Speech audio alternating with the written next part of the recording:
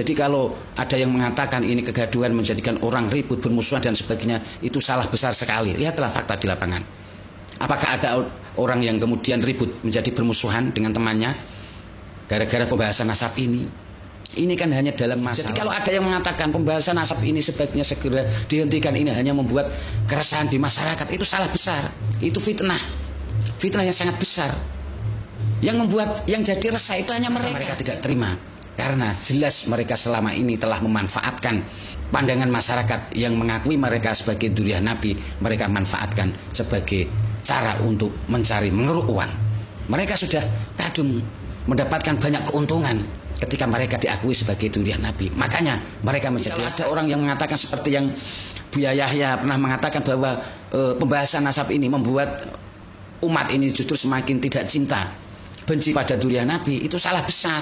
Justru pembahasan nasab ini justru membuat yang asalnya umat ini hampir saja cintanya hilang terhadap dzurriyyah Nabi, sekarang menjadi kuat lagi, menumbuhkan cinta yang semakin besar lagi. Ini fakta dianggap sebagai ini membuat kegaduhan, meresahkan, membuat perpecahan dan sebagainya. Ini tentu salah besar sekali. Dan itu tentu adalah framing yang sangat menyesatkan. Karena yang terjadi adalah sebaliknya. Justru pembahasan nasab ini semakin membuat umat semakin cerdas, semakin tahu, semakin pesan nasab ini justru bukan membawa dampak yang negatif, justru membawa hikmah yang sangat besar sekali. Ini perlu digarisbawahi lagi bahwa pembahasan nasab ini sangat penting dan perlu sekali untuk dibahas karena ini menumbuhkan semangat ilmu pengetahuan. Justru pembahasan nasab ini membawa dampak hikmah yang sangat besar sekali, bukan malah justru membuat ekses yang negatif, membuat sesuatu yang negatif. Assalamualaikum warahmatullahi wabarakatuh. Bismillahirrahmanirrahim. Alhamdulillahirabbil alamin. Wa bihi nasta'inu ala umuri dunya waddin. Wassalatu wassalamu ala asyrafil anbiya'i wal mursalin. Sayyidina wa maulana Muhammadin wa ala alihi wa sahbihi ajma'in, amma ba'd. Para pemirsa sebangsa dan setanah air dimanapun Anda berada yang berbahagia, terima kasih Anda semua masih bersama dengan saya Nur Rahmat Asmawi di Nurmas Channel. Pada kesempatan yang berbahagia ini saya akan membahas tentang tuduhan-tuduhan sebagian orang. Ya, ini mungkin tuduhan-tuduhan ini tentu yang menghembuskan, bisa kita tebak dari mereka yaitu para habaib dan juga dari para muhibin-muhibinnya. Tentunya tuduhan ini muncul. Tuduhan-tuduhan mereka itu diantaranya adalah mereka mengatakan bahwa pembahasan nasab ini sebaiknya dihentikan. Pembahasan nasab ini, adanya polemik nasab ini, terus dibahasnya nasab ini hanya menimbulkan kegaduhan, hanya menimbulkan keresahan di masyarakat. Ini hanya menimbulkan perpecahan di tengah masyarakat. Tuduhan-tuduhan semacam ini terhadap adanya polemik nasab, adanya pembahasan nasab, ini sebenarnya tuduhan yang sangat menyesatkan. Tuduhan semacam ini sama sekali kalau kita melihat fakta di lapangan, tentu ini menjadi sebuah tuduhan yang berupa fitnah belaka. Kalau kita komparasikan dengan fakta yang ada, yang sebenarnya yang terjadi. Baik, mari kita bahas satu persatu tuduhan mereka. Kita kupas satu persatu, yaitu diantaranya adalah yang pertama, pembahasan nasab ini, adanya polemik nasab ini dianggapnya sebagai membuat kegaduhan. Iya betul, ini memang buat kegaduh.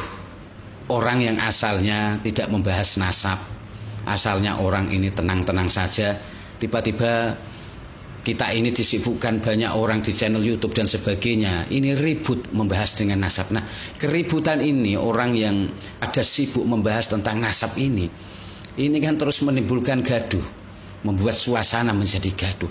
Iya betul, kalau ini dianggap sebagai sesuatu yang gaduh, itu memang betul. Tapi yang perlu kalian garis bawahi adalah kegaduhan ini adalah kegaduhan yang sangat positif sekali. Kenapa ini bisa dianggap kegaduhan sangat positif? Karena dengan kegaduhan pembahasan nasab ini membuat orang yang asalnya itu tidak tertarik ingin mengkaji tentang nasab para habaib ini, mereka menjadi tertarik. Karena apa? Karena ada orang yang tiba-tiba meragukan nasab ini. Orang itu menunjukkan berbagai data dan fakta. yaitu beliau adalah Kiai Haji Imaduddin dan kawan-kawan. Ada orang menunjukkan data-data dan fakta-fakta tentang para habaib ini. Ternyata data-data itu menunjukkan para habaib itu tidak sambung nasabnya kepada baginda Nabi Muhammad SAW. Ya jelas ini akan menimbulkan kegaduhan, gaduh. Tapi gaduh ini menimbulkan sesuatu yang positif. Karena apa? Karena orang menjadi tertarik, ingin sekali tahu tentang nasab-nasab para habaib ini. Betul tidak ini? Nah, ketika orang semakin ingin tahu tentang nasab para habaib ini yang sebenarnya, membuat orang semakin semangat untuk mengkaji berbagai kitab-kitab yang membahas tentang nasab. Justru ini menumbuhkan semangat orang untuk belajar. Ini justru menimbulkan banyak orang semakin banyak mendapat pencerahan, mendapatkan ilmu pengetahuan tentang nasab para habaib ini. Ya gaduhnya dalam hal semacam itu. Terus kemudian kalau dianggap ini gaduh membuat orang ribut, ya terus bertengkar dan sebagainya, ya ini jelas kita kalau melihat faktanya tidak ada hal semacam itu. Ini kan hanya gaduh dalam hal kita pada asik ngobrol membahas tentang nasab para habaib ini. Jadi kegaduhan ini sangat berakibat positif sekali, sangat baik sekali, karena menumbuhkan semangat orang jadi pada belajar. Jadi mereka banyak yang semakin paham, semakin tahu. Dan ini sebagaimana juga yang pernah dikatakan oleh Kiai Hanan, pernah mengatakan bahwa ternyata hikmah dibalik pembahasan nasab ini membuat orang menjadi banyak yang cerdas, banyak yang tercerahkan. Dan yang digarisbawahi oleh beliau bahwa semangat adanya kegaduhan nasab ini, pembahasan nasab ini, itu adalah kegaduhan yang sangat positif. Dan ini adalah fakta, bisa kita lihat. Jadi kalau ada yang mengatakan ini kegaduhan menjadikan orang ribut, bermusuhan dan sebagainya, itu salah besar sekali. Lihatlah fakta di lapangan. Apakah ada orang yang kemudian ribut menjadi bermusuhan dengan temannya gara-gara pembahasan nasab ini? Ini kan hanya dalam masalah beda pendapat. Gaduhnya hanya beda pandangan, beda pendapat. Kemudian ada yang mengatakan bahwa pembahasan nasab ini menimbulkan keresahan. Siapa yang sebenarnya dibuat resah? Ini perlu dijelaskan. Sebenarnya siapa? Yang resah itu siapa? Masyarakat atau hanya beberapa orang? Ini yang perlu kita cek kembali. Ini kadang kan banyak orang yang memframing, ngomong seenaknya bahwa pembahasan nasab ini membuat keresahan di tengah umat, di tengah masyarakat. Umat yang mana? Masyarakat yang mana yang dibuat resah? Sebenarnya yang membuat, yang merasa resah, yang merasa dirinya ini dibuat resah dan sebagainya, ini kan sebenarnya para habib-habib itu sendiri yang menjadi objek pembahasan ini. Jadi kalau mereka mengatasnamakan masyarakat menjadi resah, itu salah besar. Justru masyarakat ini, masyarakat yang selama ini resah dengan adanya perilaku para habaib, yang sudah kita kenal mereka ini sebagai, selama ini dikenal sebagai dzurriyyah Nabi, cucu Nabi, tapi ternyata perilakunya ini telah mencoreng nama baginda Nabi, telah mencoreng dzurriyyah Nabi yang asli. Ini jelas membuat resah masyarakat. Dan keresahan masyarakat ini justru terjawab. Masyarakat ini semakin tercerahkan dengan adanya pembahasan nasab, dengan adanya polemik nasab ini. Jadi kalau ada yang mengatakan pembahasan nasab ini sebaiknya segera dihentikan, ini hanya membuat keresahan di masyarakat, itu salah besar. Itu fitnah. Fitnah yang sangat besar. Yang membuat, yang jadi resah itu hanya mereka yang jadi objek pembahasan, yaitu para habaib. Mereka resah. Kenapa mereka resah? Itu perlu dipertanyakan kepada mereka. Kenapa mereka kok bisa resah? Kalau ada yang masih mengatakan bahwa pembahasan nasab ini membuat masyarakat menjadi resah, itu orang perlu ditanya, siapa sebenarnya yang dibuat resah? Pasti mereka kelimpungan akan menjawab. Mereka pasti bingung, masyarakat yang mana? Kan begitu. Justru masyarakat itu semakin tercerahkan, semakin tahu, semakin paham, mereka yang asalnya itu resah menjadi tenang, menjadi tidak resah lagi karena mereka tercerahkan, semakin paham dengan adanya pembahasan nasab ini. Mereka semakin tahu siapa para Habib-habib ini yang mengaku sebagai durian Nabi, ternyata perilakunya mereka justru mencoreng baginda Nabi. Ternyata diketahui nasab mereka itu tidak tersambung. Justru masyarakat yang asalnya resah ini menjadi tenang karena mereka tahu ternyata memang nasab mereka ini diragukan. Ternyata ada data-data yang sangat meragukan nasab ini. Masyarakat yang selama ini itu diliputi tanda tanya, apakah mereka itu betul sebagai durian Nabi? Masa durian Nabi berperilaku semacam ini? Masa durian Nabi itu suka membangga-banggakan nasabnya? Masa durian Nabi mereka berperilaku rasis, berperilaku bejat dan sebagainya, kata-katanya kotor dan sebagainya? Akhirnya dengan pembahasan nasab ini, masyarakat ini justru semakin tenang, karena mereka semakin tahu dan paham. Ya, jangan dibolak-balik ini. Kok dianggap sebagai resah, meresahkan? Yang dibuat resah itu ya para habib-habib ini yang sebagai objek pembahasan, bukan masyarakat. Masyarakat justru tercerahkan. Kemudian ada lagi bahwa pembahasan nasab ini, polemik nasab ini hanya membuat perpecahan pada umat. Siapa yang berpecah? Maksudnya pecah dalam hal apa? Maksudnya pecah belah itu terus membuat orang itu bermusuhan, membuat orang terus kemudian bertengkar dan sebagainya. Cobalah lihat faktanya di masyarakat. Pecah dalam bentuk apa? Kalau yang kalian tuduhkan bahwa ini menimbulkan perpecahan, kemudian antara masyarakat ini saling bertengkar, saling bermusuhan, kemudian timbul keonaran, keributan dan sebagainya, ini salah besar. Karena faktanya di masyarakat itu tenang-tenang saja, aman-aman saja. Ini dianggap sebagai menimbulkan perpecahan, dianggap menimbulkan keributan dan sebagainya. Ini kan hanya dalam masalah beda pendapat, hanya masalah pro dan kontra, dengan ada yang membenarkan tesisnya Kiai Imad, ada yang menyalahkan mereka yang meragukan para habaib. Itu saja, hanya terjadi beda pandangan, beda pendapat. Dan tentu perpecahan semacam ini hanya bentuk dalam beda pendapat, dalam bentuk beda pandangan. Ini namanya sebenarnya bukan perpecahan. Ini hanya masalah pro kontra, ini hanya masalah beda pandangan, beda pendapat. Dan beda pendapat dalam hal semacam ini tentu sesuatu yang sangat positif, sesuatu yang sangat baik sekali. Bukan justru menimbulkan perpecahan yang negatif. Ini justru perpecahan yang menimbulkan orang semangat untuk semakin meneliti, semakin giat. Cobalah lihat faktanya mereka yang asalnya sebelum adanya pembahasan nasab ini, ya, mereka ini sebelumnya tidak tahu menahu tentang siapa sebenarnya para habaib. Karena ada pembahasan nasab ini membuat mereka semakin tahu, paham, ternyata nasab mereka ini memang diragukan. Jadi perpecahan ini itu hanya dalam hal beda pendapat, dalam hal beda pandangan, dan ini tentu sangat positif sekali. Jadi kalau ada yang selama ini menganggap bahwa perpecahan ini menimbulkan orang bermusuhan, terus kemudian orang jadi bertengkar dengan saudaranya dan sebagainya, itu salah besar sekali. Lihatlah fakta di lapangan. Apakah ada orang yang bertengkar dengan saudaranya? Yang ada tidak.